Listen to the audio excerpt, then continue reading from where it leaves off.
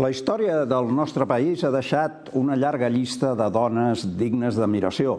Algunes han deixat empremta gràcies al seu caràcter indomable. La fermesa de les seves conviccions les ha convertit en referents inspiradors per a tothom. Al llarg de la seva vida, la seva fortalesa interior ha brillat amb força, desafiant els obstacles amb una valentia sense límits i mantenint la seva coherència al llarg del temps, sense renunciar mai als seus principis. Són font d'inspiració per a les generacions més joves, com un mirall on reflectir-se. Dones capaces de transformar la història amb determinació i fidelitat als seus ideals. Una d'aquestes grans dones és, sens dubte, Blanca Serra i Puig, un exemple viu de perseverança, fortalesa i valentia en la lluita per la llibertat i per la justícia. Un testimoni de compromís amb la llengua, la cultura i la llibertat dels països catalans. Amb més de 8 dècades de vida, no ha abandonat mai el seu compromís amb la causa independentista i amb la defensa dels drets humans.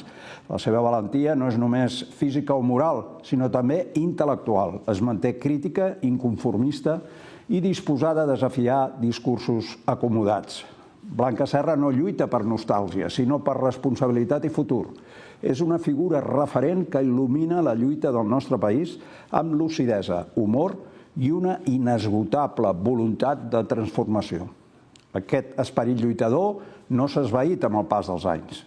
Ans al contrari, continua alçant la veu contra la repressió i l'oblit, decidida a fer justícia per les agressions patides durant la transició.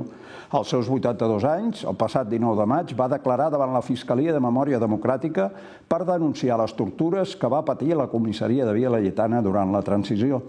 La seva denúncia és una de les primeres admeses gràcies a la nova llei de memòria. Diverses entitats li van donar suport, alhora que continuen reclamant que la Casa del Terror de Via Laietana es converteixi en un espai de memòria. Blanca Serra, que manté l'escepticisme sobre el recorregut de la denúncia i de si s'arribarà a fer justícia, va remarcar que ser dona implicava una forma de tortura molt específica. Serra, juntament amb la seva germana Eva, va ser detinguda en 4 ocasions, entre 1977 i 1982. Van patir vexacions i tortures a la comissaria de Via Laietana de Barcelona i a la Direcció General de Seguretat de Madrid.